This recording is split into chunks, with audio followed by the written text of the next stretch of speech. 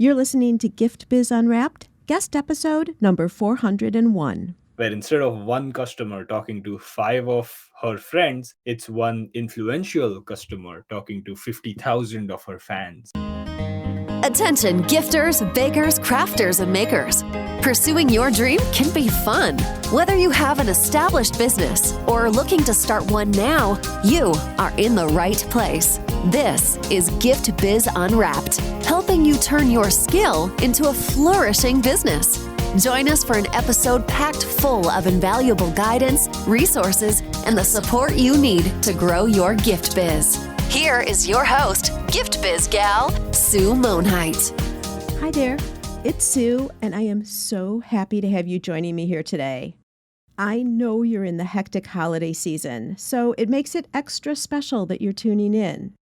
It's this time of year I know you count on for a huge bump in business. And along with that comes high activity, and all routine flies out the window as you rush to get everything done. I bet right now you're thinking I'm going to remind you to take care of yourself by eating right and getting enough sleep. That indeed is true, but what I also want to do is reference you back to a podcast episode I did a while ago. It's number 137, titled 5 Steps to Merry and Bright Holiday Sales. Now, while this title sounds all light and festive, it's actually a very important show. Here I share with you how to keep the momentum of your holiday sales extended into the new year. And the reason I want you to listen to this show now is I explain how to enhance your holiday season all around, year over year. So write this episode number down and fit it into your podcast listening plan. Number 137. It's a shorter show and you can knock it out at double speed if you like.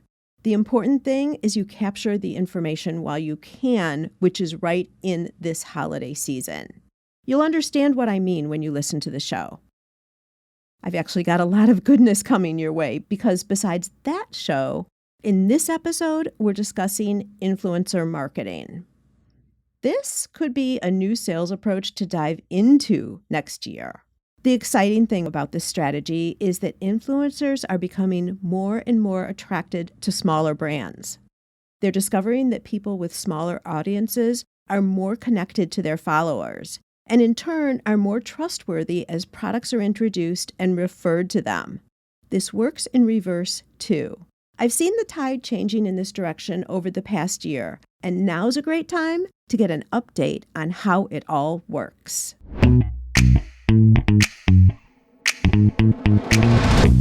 Today we're going to be talking with Yash Chavan. Yash is the founder of SARAL, a tool for e-commerce brands that makes finding, managing, and monetizing influencers simple. He's an engineer by training, but a marketer at heart.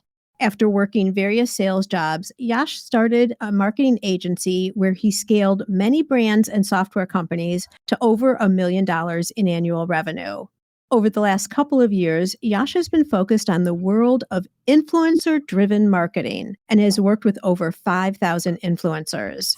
He's created and perfected his own 6-step system that any brand can apply to start and scale a successful influencer program. Yash, welcome to the Gift Biz Unwrapped podcast. Thanks, you. Thanks for having me on. And that was a lovely intro. Let's do it. Good. I'm glad we started it off right. Yeah.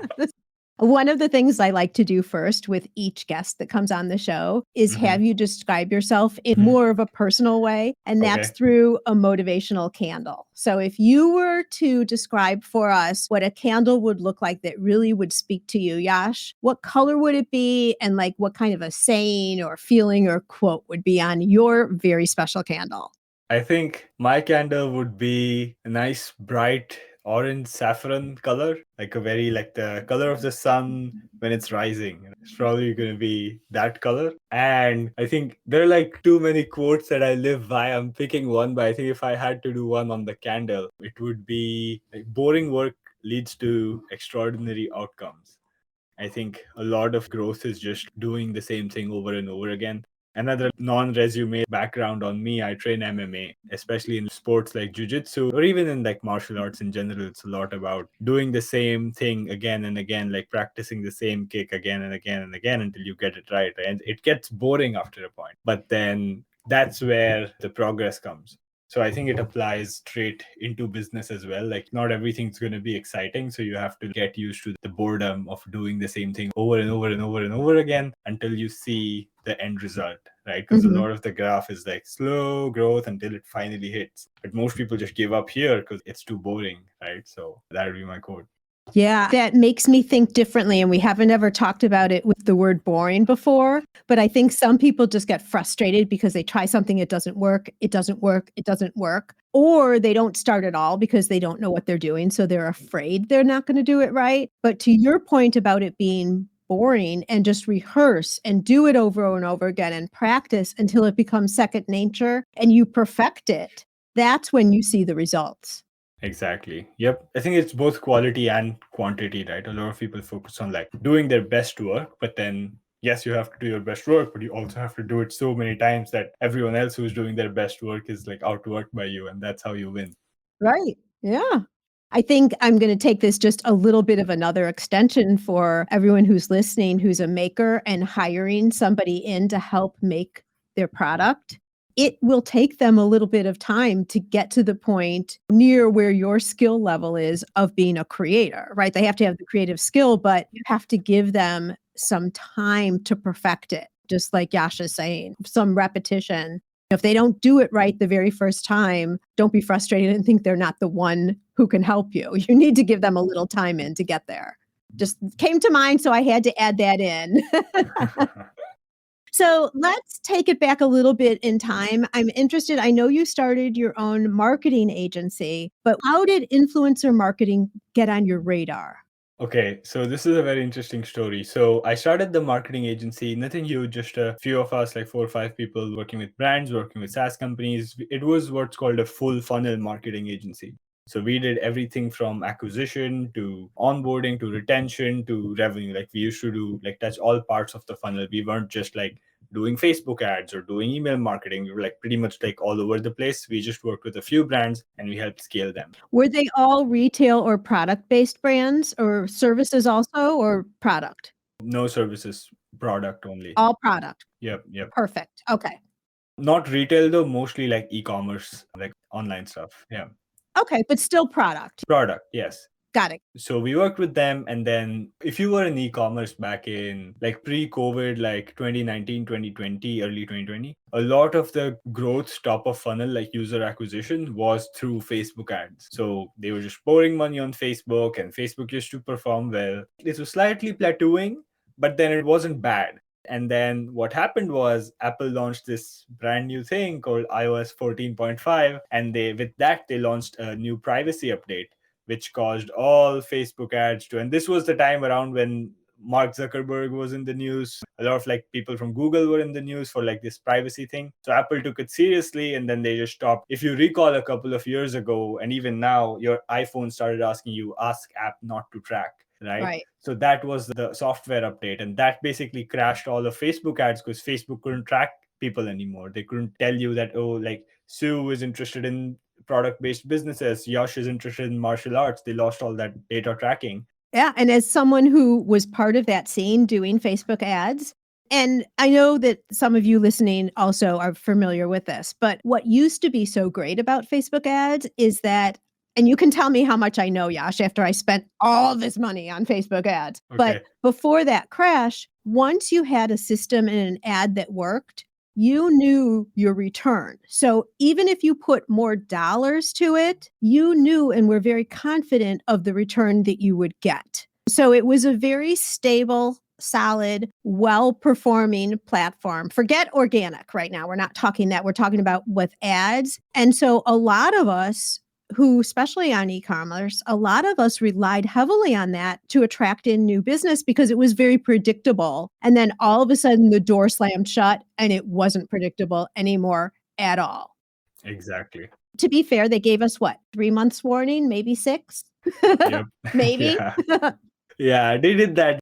I remember the blue warning popping up and saying, hey, you need to fix your conversion events to something else or something like that. But then we were seeing the downfall of ads, and this was already in the back of my mind, like, hey, we need to like pivot. Otherwise, like, this is just not sustainable. And then the iOS update hit the nail in the head, and we were like, okay, I have two options now, right? Either all my clients could fire me because there's like no customers that they're Oh, getting through no. Facebook, Yeah. or I could do something to get them customers, right? So obviously I chose the latter. And then that's how we discovered influencer marketing. And there were like a couple of options we were considering, right? So content marketing is a good one. But again, SEO and content, that stuff takes at least 12 months to really start performing. So like that's like too long of a time frame. We need something relatively more quicker, right? Because Facebook ads is quick, right? You could just turn on an ad and 2 hours later you have a sales coming in, right? That's not possible with SEO. So I think influencer marketing was sort of in the middle where it takes a couple weeks, but then you see the sales come in and it's more long term as well as compared to Facebook.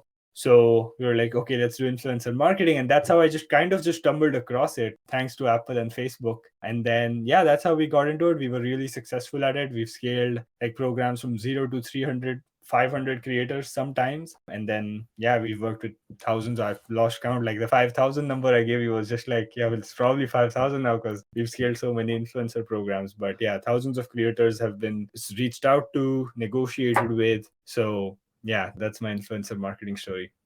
Wow. Okay. So this is new learning for me because I also talk a lot about content marketing and I think it's a good strategy, but you're right, it's long term.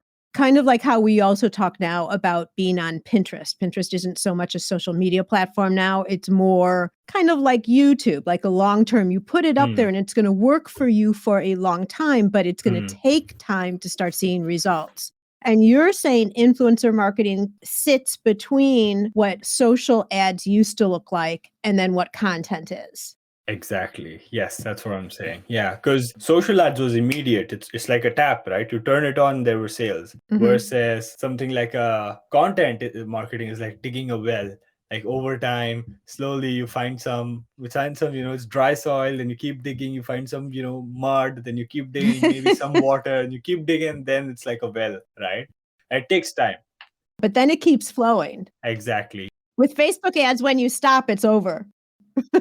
Yeah, the tap is done, right? So I think influencers fit right in the middle where it's not as quick as turning on a tap, but it also does not take 6 months to really start giving some reasonable results. So when you decided that you were going to target in and really get to know and understand influencer marketing, how did you do that? How did you educate yourself to get to where you are as an expert now? For sure. So I think I've spent for influencer marketing maybe over like almost close to like, depending on what you consider influencer marketing, spent like 10K on coaching, on courses, on books. But I must say I did not start with any of this. I think a lot of people tend to like, because influencer marketing is like a weird space where it's like just not obvious what to do. Like, how do we reach out? What influencer do how much do I pay them, right? So what do I say in my email? How do I DM, right? So it's just so many questions. I think it's natural to just want to seek out some sort of a structure with books and courses. But what I did was like, I'm a pretty scrappy like marketer. So I was like, okay, we need influencers. The best way to find influencers is on Instagram. So we just searched some Instagram influencers, sent them DMs, sent them emails, and then it started working. And then I got the ball rolling first. And then I invested in all this like courses, books, and stuff like that, and educated myself over the course of like years. And it also comes through doing, right? The more influencers you talk to, the more negotiations that you do, the more campaigns that you run. It's like all of that is just learning over time.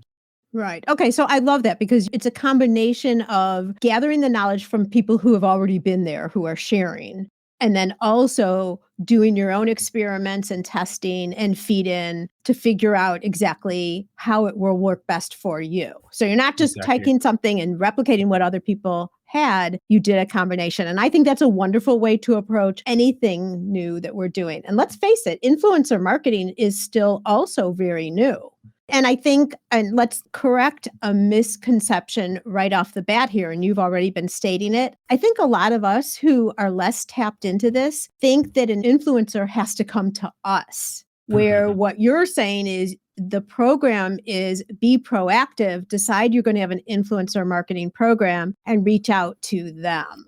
Yes. Right? Yep. Before we get into everything influencer marketing, let's make sure everybody who's listening understands exactly what we're talking about. So I'm thinking like a definition here would be good so that we all know we're starting from the same place. Sure. I think at the most fundamental level, it's just think of it as, except regardless of influencers and social media and all of that, I think it's just word of mouth at scale. I think everyone knows what word of mouth is. It's when your customers shout out or talk about your brand to other people who also might become customers, right? So influencer marketing is just a form of word of mouth where instead of one customer talking to 5 of her friends, it's one influential customer talking to 50,000 of her fans, right? So Mhm. it's like it's a different form of word of mouth where it's at scale, where one person has a huge reach of people specific to your target market and they are talking about you. So if I were to put a definition to it, I would just say it's like it's word of mouth at scale. Okay. I love that. And I think that's going to be the title of this episode. Thank you. Nice. That was perfect. We got it. Because it really does. It describes it all and it's very clear to understand for sure. Okay. So you were going to go on and talk a little bit more about how it all developed and all that.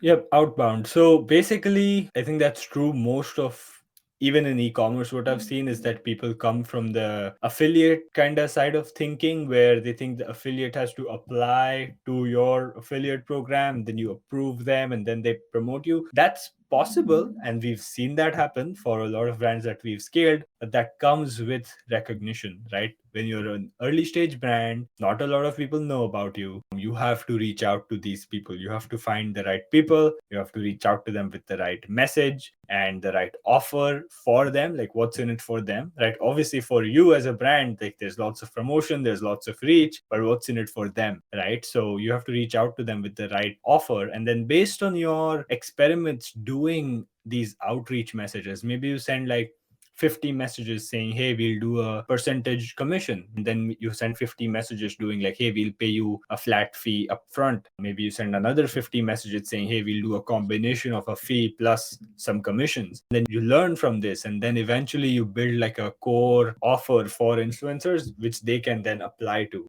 But then when you're starting out, at least like to get your first 50 influencers to promote you, we've seen that outbound usually is just the best strategy. You're in control, right? Because you can onboard as many as you want, reach out to as many as you want. You can take it slow if you want, take it fast if you want. Versus with inbound, you'll just have an application page there, but then what, like you don't have control over it. You don't have control over how many people apply. I love what you're saying, Yash, because you're saying, yeah, get your first 50. And I think a lot of people are here like, dang, I'd be happy if I got my first 5.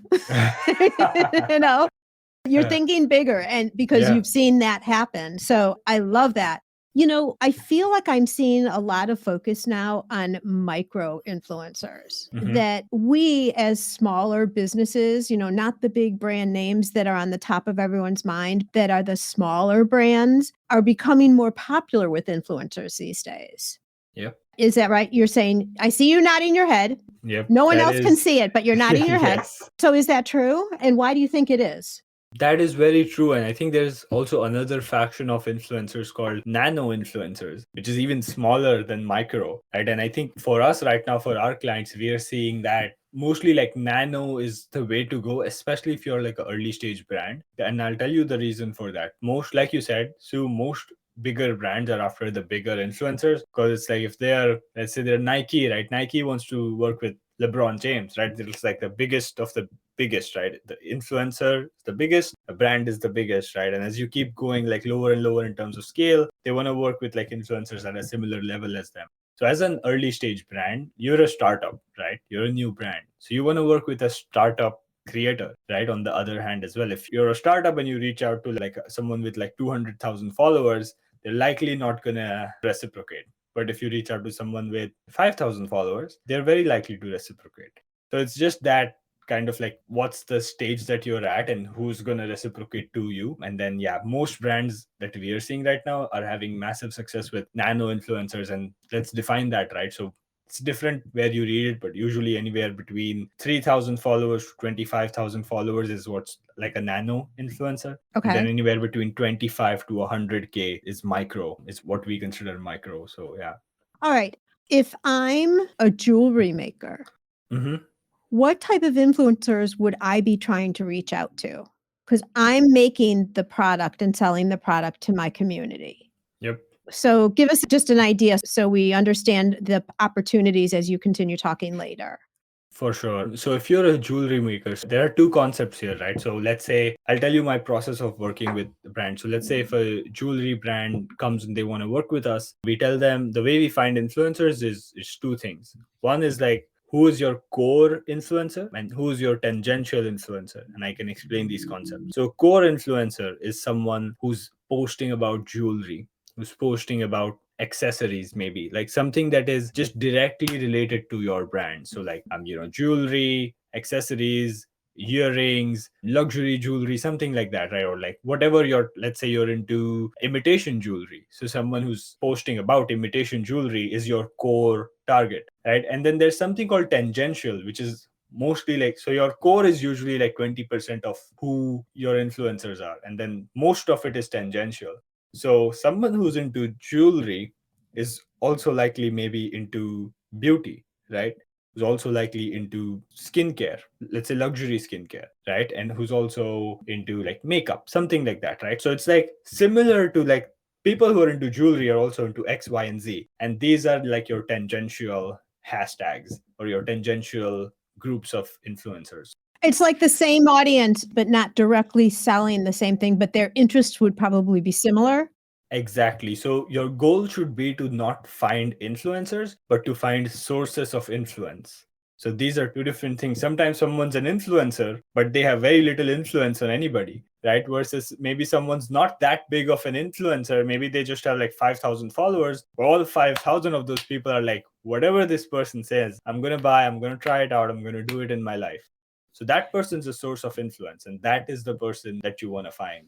Well, and that's also why I think the nano and micro are becoming more popular, because you can have someone who has 200,000 followers, but such a small percentage of even that large number really care, because there's just the community is so big. But when you have smaller communities, they tend to be more focused and in depth and loyal. Exactly. Yeah, I think it's just natural law of numbers, right? The larger you go, the broader your appeal is. The smaller you are, the more focused you can be. You could also actually see it in like maybe pop culture or television stuff. So like when someone's like, let's say they're like a sports person and they're like a sports influencer, right? They just talk about sports. Let's say that sports person has like 100,000 followers, right? But let's assume they also now they go get into like, let's say their state politics or something, right? Now they just can't talk about just sports, right? Because their audience has changed. It's like 10 times larger, 100 times larger now, right? So you have to like go broader, even as like from an influencer's perspective, right? If they want to go bigger, they want to speak about more things to a broader audience and water down their core message. So especially as an early brand, to see the most results, you want to work with like the smaller creator with a very simple defined core message, and like work with like more of those people than chasing that one superstar that you think would be like the golden unlock for your business. Because a lot of times everyone's chasing them, and you're really not going to get that presence or that the bang for your buck, if you will, even if they agree to do it. The smaller brands are much better, the smaller influencers.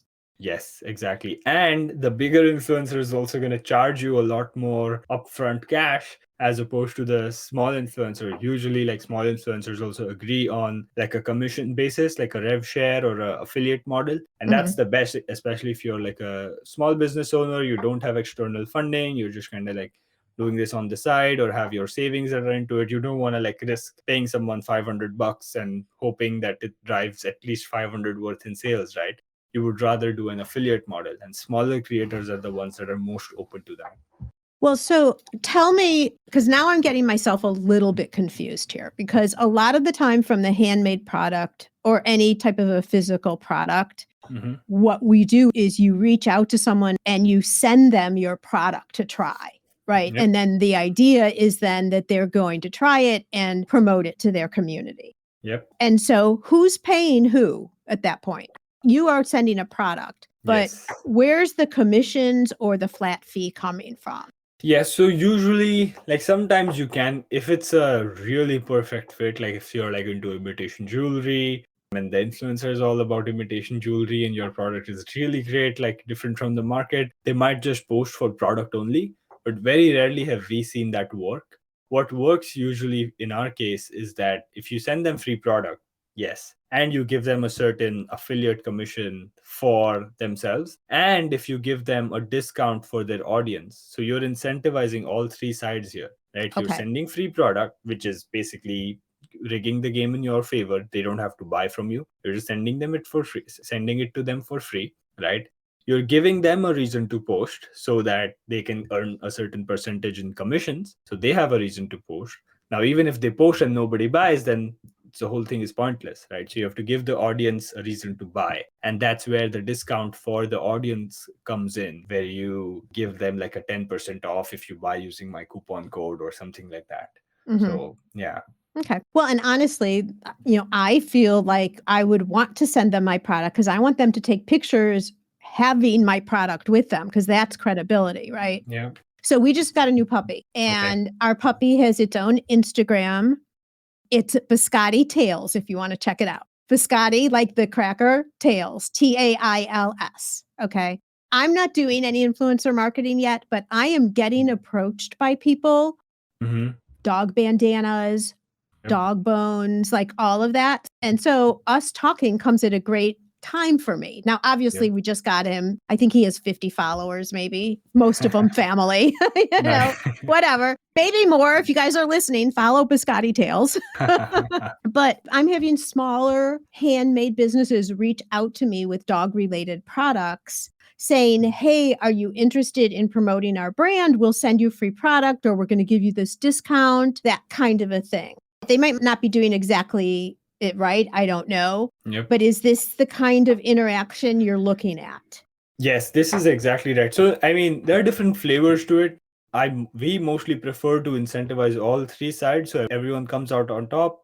But some people, like, depending on your budget, on your constraints and what you want to do and the type of campaign you're running, you might do what's called a barter collab where you give them a free product and they post about you. There's no commission, there's no discount, none of that. That's a barter collab. What we do is also called ambassador collabs, where you kind of make them like a brand ambassador, which is the best for long term because you can do barter once, right? But you can't it's like that doesn't work. Nobody's just going to keep posting about you for free, right? So you have to give them some skin in the game. Someone's been asking me about that too. I didn't know what that was yet. I haven't had the time to look into all of it yet. They're all communicating with me through DMs. So nice. I've got them all saved. I know I need to go back and look at them. And for me, even though it's Biscotti talking, because that's how I've made the account go, I need to know that I like the product before I'm going to recommend it, right? Because if I don't... And if Biscotti likes the product. Right. Well, he loves all his scarves so far, but you're exactly right. Because I don't want to be like, oh, she does all of this and half the stuff we never even see them using. Not that. You're exactly right. As a brand, you want to work with creators like Sue, who are selective about whom they promote. There's a lot of creators you would find online, and I'm sure you've probably seen some of them who just promote every single brand that approaches them, right? Because they pay some money. That just loses authenticity over time. You are not credible because on one day you're promoting like let's say a vegan health food startup. On another day you're promoting a leather jacket. Like, it doesn't make sense, right? It's not congruent. Good point. Yeah. So as a brand, you want to look for influencers who are congruent with their message. It's fine if they promote like let's say a vegan jacket and a vegan, like a health supplement, something like that. Because as long as it's aligned on, so it's like not incongruent, it's not like hypocritical a bit. You want to work for those kinds of creators. And like Sue was mentioning, you want to work with creators who will only promote something if they like it. Because that's where true advocacy comes. Like if they actually love your brand, then like the affiliate commission and all of that is just like a icing on the cake. Anyway, want to promote you because you're so awesome. So find that tribe of people who would promote you organically and then incentivize them to promote. It's kind of like, if I were to give a similar analogy, maybe for the business owners, because we also spoke about hiring right at the beginning. You don't want to hire someone who would only work at your company for the money, right? You want to hire someone who would anyway work at like they're anyway a great fit, and then obviously like you got to pay them, right? That's fine, right? But you don't want to work with someone who's just doing it because you pay them more, or just doing it because they desperately need the money, because they're just not going to perform well over time. Especially, You want to work with team members who are like motivated by your brand, who have full buy-in, who live the brand's ethos. And then you obviously like pay them, you work with them, you treat them as family, all of that. Same for influencers. You want to work with influencers who would anyway potentially become customers of your brand. They anyway love your product. And then you're obviously giving them affiliate commissions so that, they are incentivized to post. So that's like an analogy. Yeah. Got it. That's a good point. Yeah. One more thing, I want to get into your 6-step process a little bit, but it brings up another question. As a small business, let's stick with jewelry because that's where we started. We'll stay with that theme here. Is there a certain number of influencers you should have? Because at some point it gets to be they're not doing anything but promoting anybody else. We're going to continue this conversation after a short break to hear from our sponsor.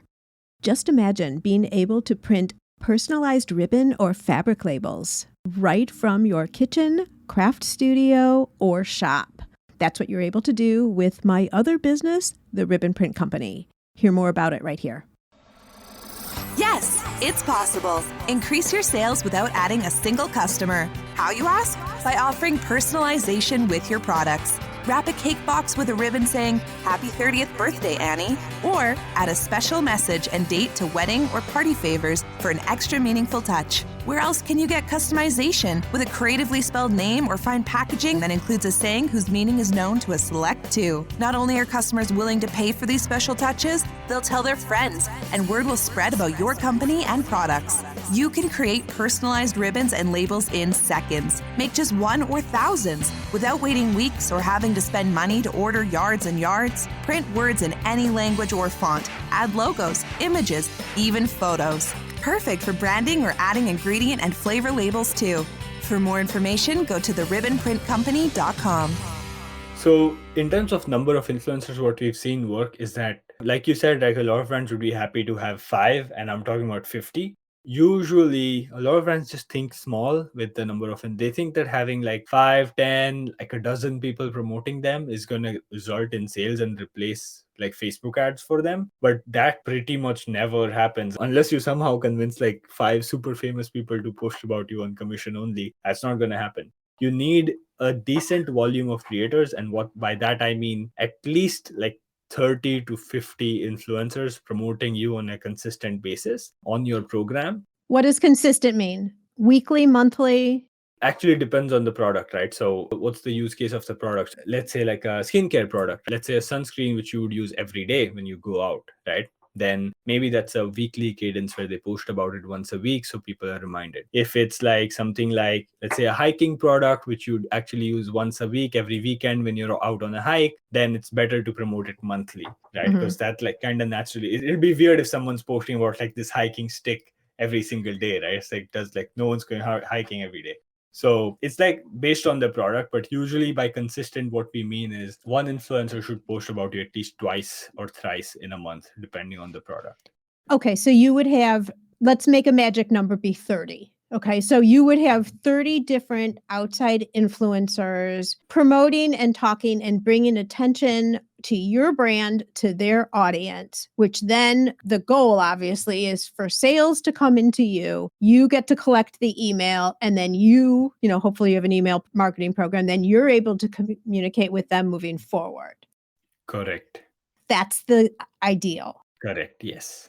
And then you can build on it, of course, accordingly. Yeah, based on how it works, I've seen brands sustain it at like 50. And like, honestly, if let's say you're doing good on Facebook, you're doing good on TikTok, and like your content's starting to work, having a community of 30 to 50 ambassadors is like probably one of the best things that you can do for your brand, because it also helps you get creatives for your Facebook ads. You can reuse their reviews on, say, Instagram, TikTok, or whatever on your landing pages. So instead of like text reviews, imagine adding like videos of people talking about their brand on your product page. That's like insane, right? You can reuse it as organic content on your social. So it's like it's touching so many. You can reuse it in your email flows even. Right? Hey, noticed you left this product in the cart. Here's what Sue, who's like a bit jewelry enthusiast, says about this product, right? It's like, it's just so organic and natural. It's like having a friend recommend a product to you, right? So you can reuse it in so many ways. It's just very powerful to have like these 30 to 50 people who are posting about you. Yeah. And especially if you are an e-commerce brand only. So you're not going out face to face to shows. You're Yeah. not in wholesale in your local areas and you're just selling online. I know this is a big sticking point for a lot of people here is I've got my website up or I have a shop on Etsy and it's not moving any product or it feels like such a fight and such a struggle. Yep. This could be your solution. And for Right. those folks, 30 to 50 on a continual basis, and maybe if you're doing a combination because you do go out to shows, maybe you start with 5 or 10 and add to it as you can. You do apply this on top of your specific situation too, Yeah. of course. And Yash, there's churn also to your influencers, right? Some will come in Yes. and some will come out, right? Yes, that's correct. That's a great point. So churn is definitely a problem. We call it attrition factor. Okay. Where a certain percentage of, but like churn is a good way to also put it, is that some percentage of them would just post once and then never post again, or post twice and then never post again. So you have to factor that in by having your outbound engine running Constantly. Yeah. It's just the same as customer acquisition, right? Let's say you acquire 100 customers. Not all of them are going to keep buying from you month on month and now you can rest, right? The marketing keeps running. So even if customers drop off, new customers come in and you grow and you make up for the churn, right? So it's the same with influencers. You have to have the outbound engine running every week and keeping on acquiring new influencers. But obviously, like you can go a little bit more aggressive in the start and reach out to hundreds of people. Or once you have a critical mass of like 30 to 50, you can then reach out to maybe like 25 to 50 people every week and onboard a couple every week and then keep the engines running. So yeah. Once you've got things rolling and then you have a system down, then it just becomes procedural and routine. Exactly. You're right. Yep. All right. So I'm dying to know more about your 6-step process. Okay. Where do we get to start? I want to know everything, but you tell us what you can. Okay. Yeah, I'll go through all of the 6 steps. Wonderful. In summary, and if you want me to dive into detail in any one of them, just let me know and we can dive in. Okay. What's the purpose behind the process? I was just about to start with that. Yay, go for it. I kind of created it retroactively. I did not like start off with this or like anything. It just comes from experience of what I've seen over and over again with influencer programs and how they grow. Is like there's always like these 6 common steps that brands can take. And like I said in the beginning, when you asked me about what did you do to educate yourself, right? This is like one of the shortcuts that I've seen that brands can just follow this 6-step system pretty much blindly at face value, and they don't have to do like anything else that I did, because all of this is like a synthesis of all of my knowledge to give you the fast track to growing an influencer program. So that's where it came from. That's the purpose of it. And now we'll dive in.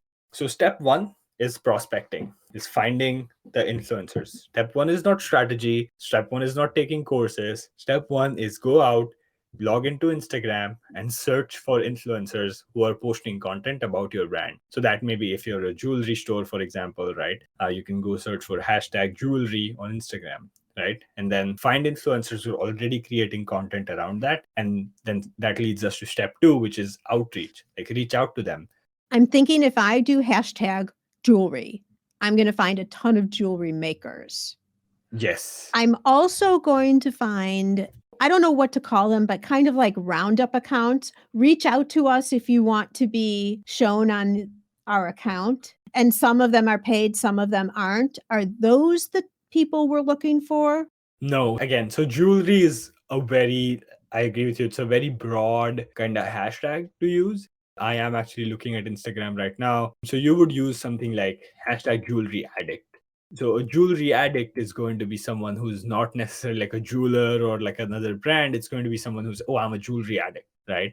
Something, or like hashtag jewelry shopping, maybe. So something like that. Or what about, I don't know what the hashtag would be, but someone who shows you how to wear jewelry, how to accessorize maybe.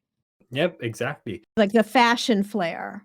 Yeah, exactly. Yeah. So you want to find people who are posting about jewelry, not like other brands, not like roundup accounts and all of like we've worked with roundup accounts. They don't really work that well. Okay. So not the roundups. Okay. Not the roundups, not the other brands, obviously. You want to find people who are organically, and even under hashtag jewelry, I'm seeing some posts. Like there are like posts of people who are doing, because on Instagram, especially, you see like top posts and recent posts, right? It's split into 2. Most of the top posts are going to be like big brand accounts, but the recent posts are going to be like people who are posting about hashtag jewelry, right? And then eventually you'll find more hashtags as you keep doing this research, like jewelry of the day, jewelry addict. Like I just found this like in 2 minutes on Instagram. If you do this for like 30 minutes every day, you'll find more and more hashtags around hashtag jewelry love I'm seeing on Instagram right now, right? So yeah. So, and then write down the hashtags so you have a good pool to search through. And then you go Exactly. into those hashtags and then you find the specific accounts that could be approachable for influencing. Correct. Yes. Okay. That's all number one, prospecting. Number one is done. Got So it. now let's say you have a list of like 50 to 7,500 accounts ideally who are posting about your niche, right? That's your, again, so core and tangential, we are on the core right now, right? So you'd find a list of your core people who are posting about you. Now, step two is outreach. So reach out to them with something that is very focused on giving, not focused on taking, not focused on making a deal with them, not focused on paying them for a post, focused on simply opening up a conversation and seeing where it goes. So the email or the DM should be something. DMs would work well for people who are smaller, like less than 5, less than 10,000 followers. Emails work better for anyone who's above 10K, 15K followers. So that's like quick tip there on DMs versus emails. What the DM or the email should say is pretty similar. You say something like, hey, I saw your content. Don't start with, hey, I'm the founder at jewelrybrand123.com. We make the amazingest jewelry in the whole of America. None of that, right? Even if you do. Even if you do, yeah, especially if you do, right? So if you do that, you risk talking about yourself, right? With your DMs and your emails, you got to answer two questions. What's in it for me and why you? Right, so you start off by answering why, like why are you choosing them, right? So like, hey, found your content about, let's say, like imitation jewelry on Instagram and really loved, and give like a personal compliment, right? Really loved something that they did in their content, or like their dog or something that's specific to them, so they know that it's coming for them. It's not like some general mass outreach that you're sending out. So once you do that, then in the next paragraph or the next line, you write something like, we have this brand, our philosophies align, something like that, like where I think your content is really aligned with what we're trying to do with our ambassador program. Would you be open to chatting? So don't end with something like, hey, can we work together? Or are you taking collabs from brands? Or what's your per post fee? Just say, are you open to collaborating? Would this be worth considering, right? So you're simply opening up a conversation, and they can say no, like, and that's fine. But you want to open up a conversation with them as opposed to just asking them to post about you. So that was step two, which is outreach.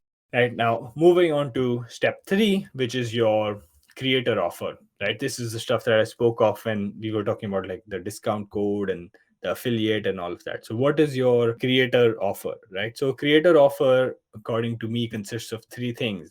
It will consist of what you're giving the creator in kind, like in like actual physical product or something like that. It will consist of the commission that you give them for every sale, or like a flat fee or whatever you're paying them, whatever the like the money transaction is. That is number two. And then number three is the discount that you have for their audience. You combine these three things and you have something known as your creator offer. Okay, so basically it should say something like, we're going to offer you X product, offer you X amount in commissions, and give your audience Y% in discount if they order using your discount code. Right, so that's like your creator offer in one line. Once you have that, that is step number three, and that will be your basis for your conversation with creators. So like when you outreach, obviously they're going to reply to you saying, hey, let's do this, let's do that, here are some ideas, whatever. You can send them your offer saying, because then they reply with a yes, then they say, yes, I am open to collaborating. Then it's your job to send them your offer, like, hey, this is what I'm offering, right? I'll give you this product, this much in commissions, and this much in discount for your order. So it's very clear for the creator as well. And they can quickly read one sentence and make a decision, as opposed to sending PDFs or contracts or doing like complex negotiations. You have it clear in your mind that, hey, this is our offer, and we are going to only focus on working with creators who say yes to this offer, right? And then do that. So that was step three, is like creating your offer and pitching it to creators. Step number four seems kind of like obvious, or like it's a given, but a lot of brands ignore it. Step number four is shipping. So the way you ship product, it's an indicator of how likely they are to post about you. So if you send your product in like a cardboard box, they're not going to be like super, it's just another package that they get, right? You should like gift wrap it, add a personal note to it, add extra goodies to it, make it as overwhelmingly positive as possible. Because, like it said, right, the unboxing is the only touch point with a 100% open rate. Like your email campaigns have a certain percent open rate, your ads have a certain percent click through rate, but everybody opens their packages, right? Especially if it's something that they've ordered or something that they've, received from a brand. You are so right. And we already know that it's a gift coming to you. So obviously you're going to open it. Exactly. Yeah. So it's like your best chance to impress them with like everything that you have. Send them free goodies, send them swag. And it doesn't have to be like, if you're like a small brand, you probably don't have like t-shirts or mugs with your brand name on it. That's fine. Send them a personal note. Anyone can take 5 minutes to write 10 personal notes if you're reaching out to 10 influencers, right? Handwrite it, or like you could technically print it and then just add like some personal element, like sign it or something like that, and send it to influencers so that they should feel different, they should feel special, because they are, right? They're going to promote your brand. Oh, so this packaging should be up leveled from even the packaging that you send out the regular product to your customer. It's like the influencer shipping program. Correct. Yes, that's exactly right. Okay. Can I just make a comment? Don't on. put in any sprinkly, sparkly things that are going to come out and make a mess of desks. Yeah, okay, exactly. please. Because it's going to have it might look pretty, but it's going to have the opposite impact. I've had that happen to me several times, and it's like, oh, I'm so mad. It's the pain talking. Yeah. Yeah. So that was step number 4, which is shipping and overwhelming them with how good your shipping experience is. Step number 5 is more logistics. So now that you've shipped, now you've done everything you can to make sure that they post. You've reached out to the right people. First of all, you found the right people. You've reached out to them in the correct way, right? You have sent them the right offer that's appealing to them. They've said yes. You've shipped them a product. Not only have you shipped it, you've done your best to really like impress them with the experience. Now it's up to them. You've given them so much. Most likely they're going to post about you.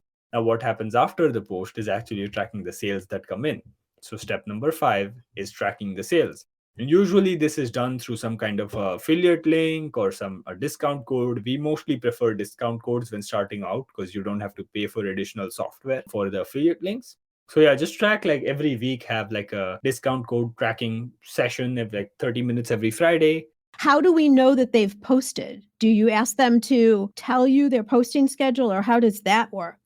Multiple things. So usually you would also follow them on social media, especially if you're starting out, and you'll just know when they post. And most influencers, when they post, they will like send you the link saying, hey, I've posted about you. So it's mostly like manual, like back and forth in terms of you just following them and you just notice a post already, or they usually just send it to you over email saying, hey, this is the link I've posted, let me know, stuff like that. So that's how we track.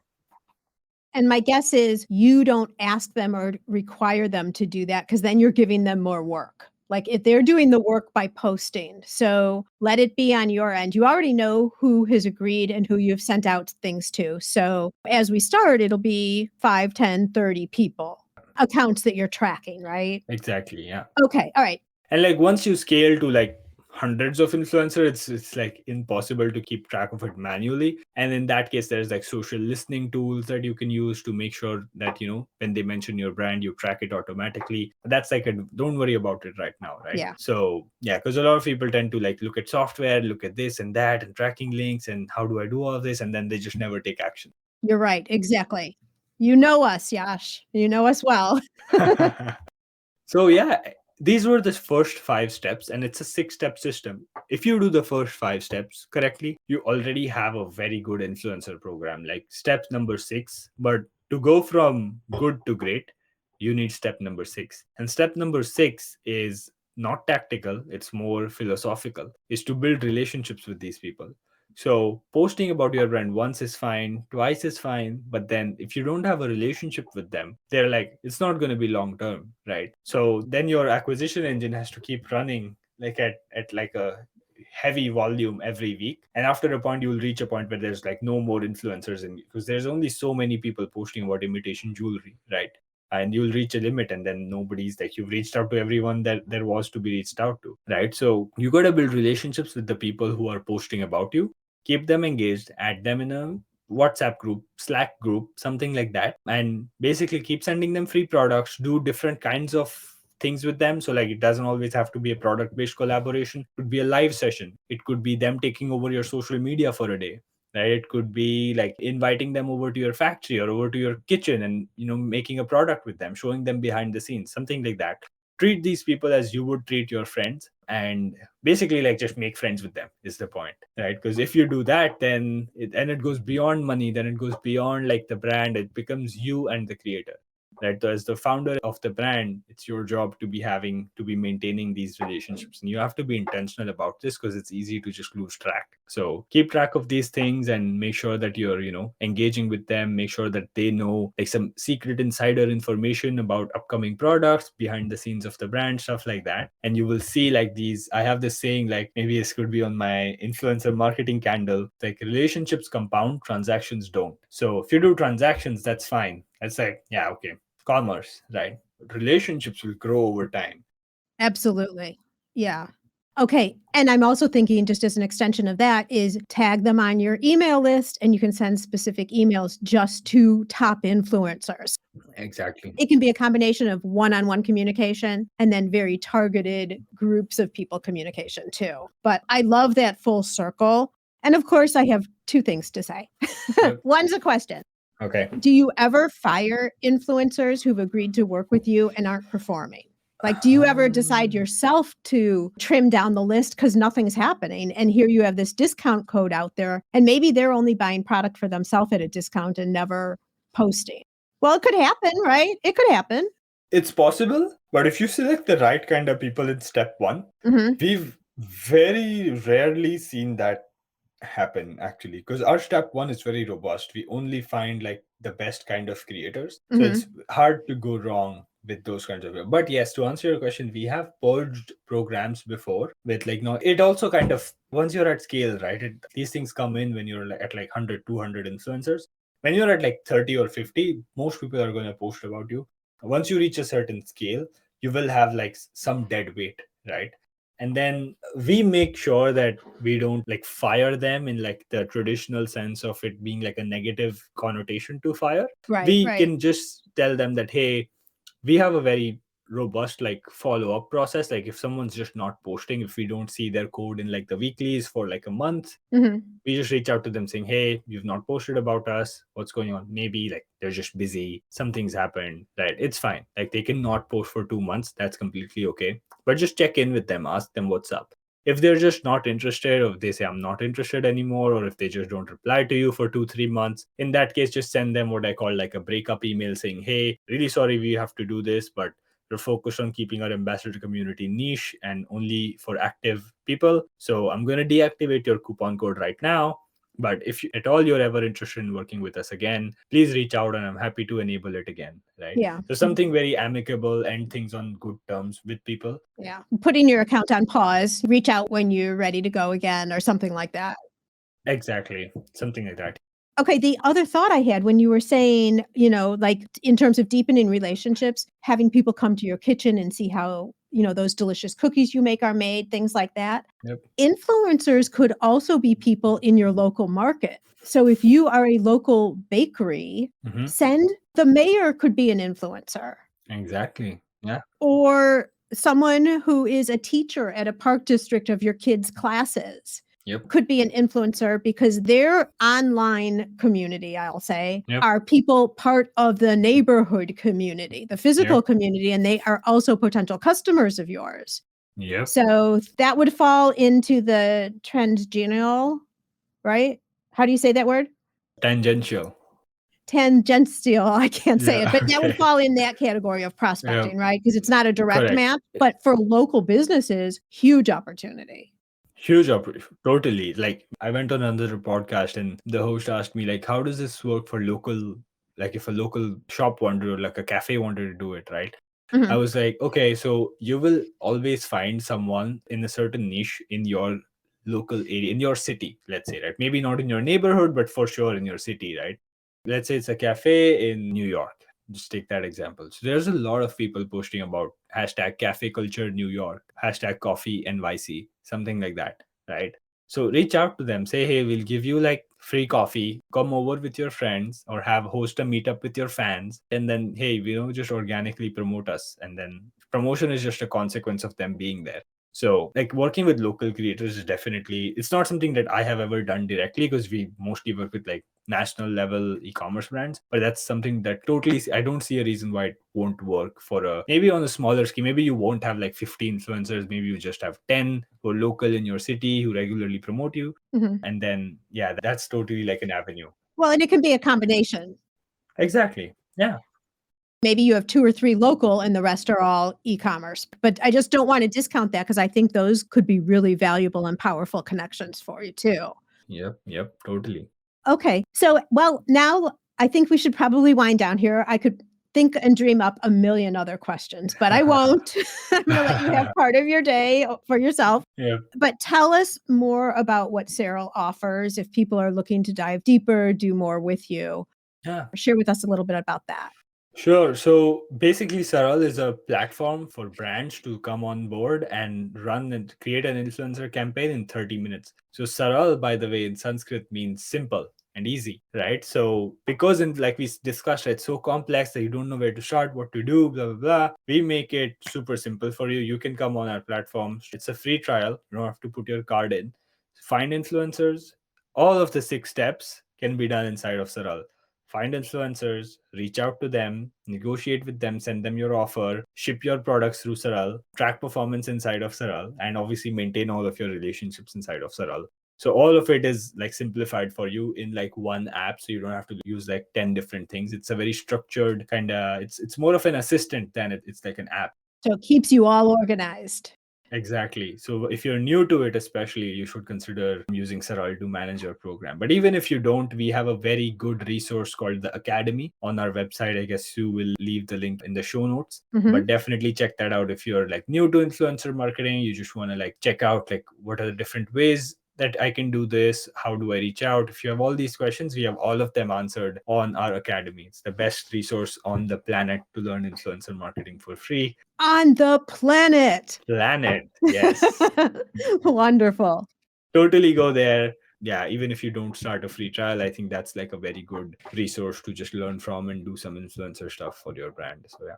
Perfect. Well, you are definitely up-leveling the whole world of influencer marketing, giving people an entranceway to come in. You've tested the systems. You have a very understandable 6-step process that honestly, I mean, a couple of these steps I would have never thought of. So thank gosh for you that you're here and that you can share that with us. This has been tremendous, Yash. Thank you so much for coming on and sharing all of your wisdom and experience with us.